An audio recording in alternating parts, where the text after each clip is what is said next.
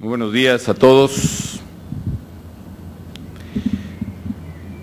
Ingeniero Luis Zárate Rocha, presidente de la Cámara Nacional de la Industria de la Construcción. Maestro Castelazo de Los Ángeles, presidente del Instituto Nacional de Administración Pública. Estimado representante de la Organización de Estados Americanos en México. Muy apreciables miembros de la comunidad empresarial, muy estimados colaboradores del Gobierno Federal.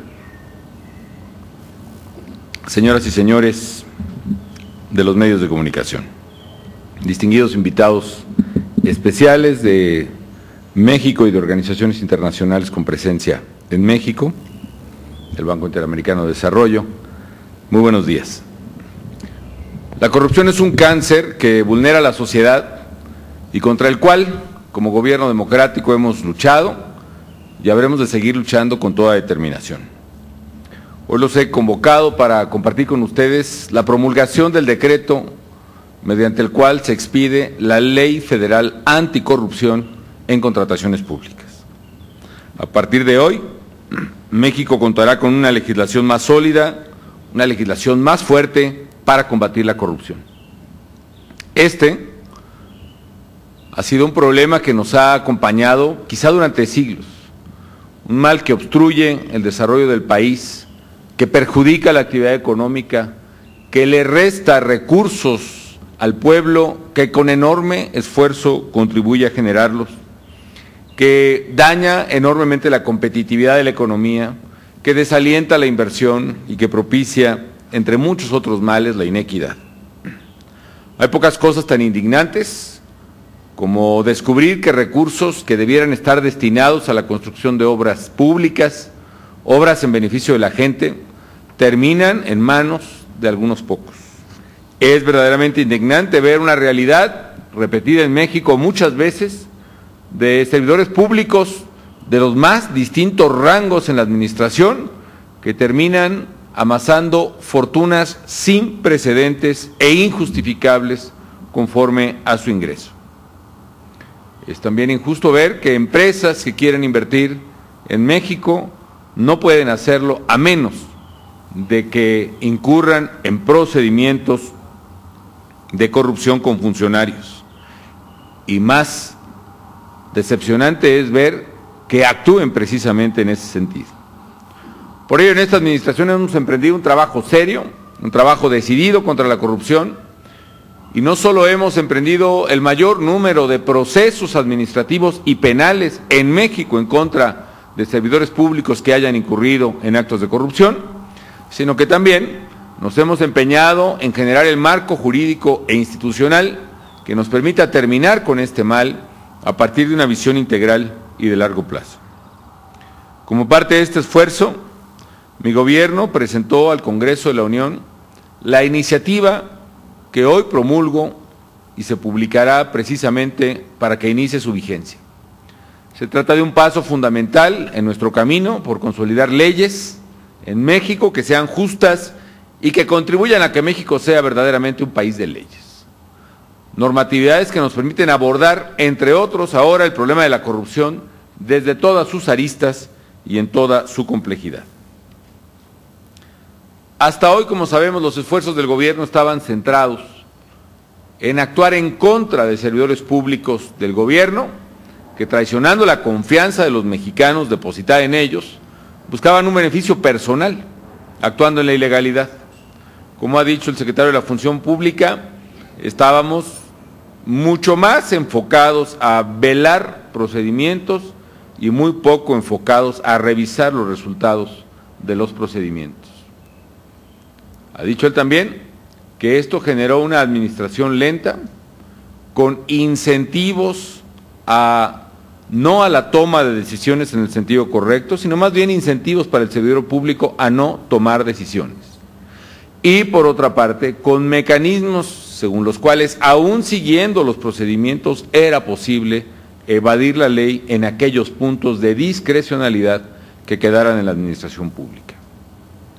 Por supuesto que tenemos que seguir revisando los procedimientos y por supuesto que debemos seguir actuando en contra de los funcionarios que traicionan la confianza depositada en ellos, y no solo eso, lo seguiremos haciendo con mayor determinación. Sin embargo, debemos enfocarnos también ahora y con mayor énfasis a los resultados y sobre todo, para romper el ciclo de la corrupción, es también necesario castigar a quienes desde la sociedad o desde la iniciativa privada participan en estos actos, actos que son condenables, ya sea ofreciendo dádivas o ya sea aceptando arreglos turbios para obtener ventajas de sus competidores, particularmente en las licitaciones, pero en general en la venta de bienes o en la prestación de servicios al gobierno. Este es precisamente uno de los objetivos medulares de la ley, de la cual quiero señalar algunas características. Hasta ahora, la corrupción se ha entendido como un acto del servidor público nada más.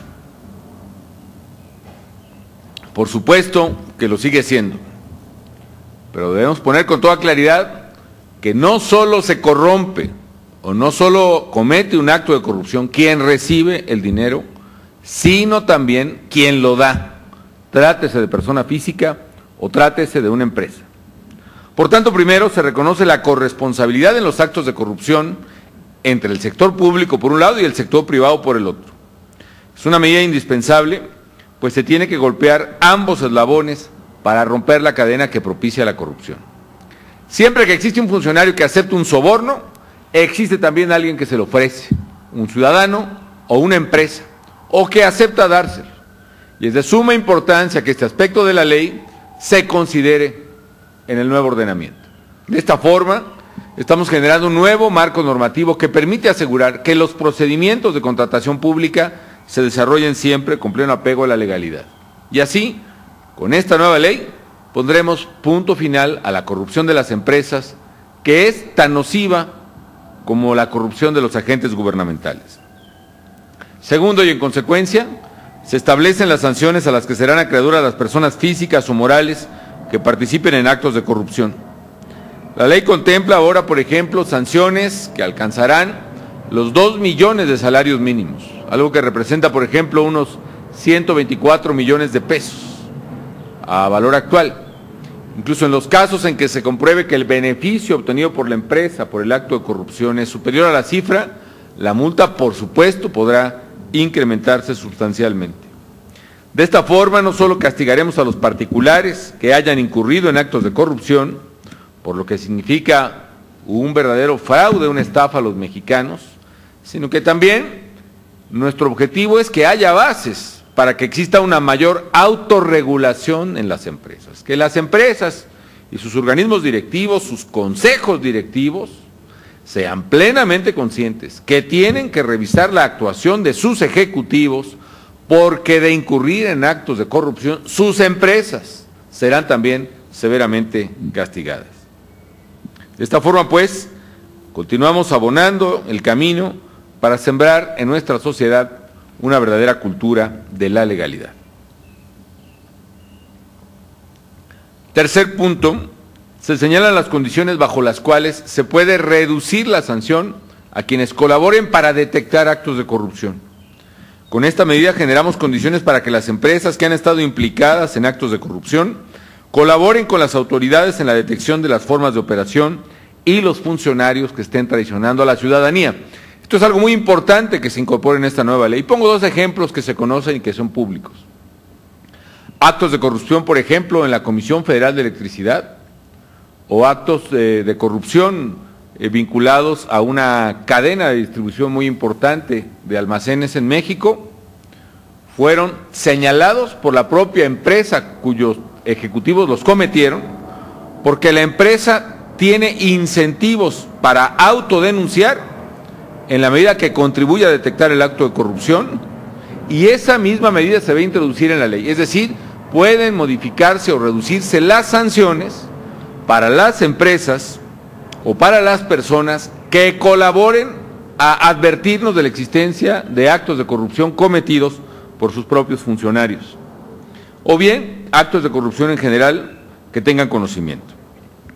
Cuarto, se establecen claramente las conductas que van a ser objeto de sanciones administrativas. Van a ser sancionados quienes incurran en actos de soborno, de extorsión, de colusión, de simulación, de tráfico de influencias y de presentación de información falsa. Así, Generamos certeza sobre las acciones que no son permisibles en la relación entre los concesionarios, proveedores y contratistas con el gobierno.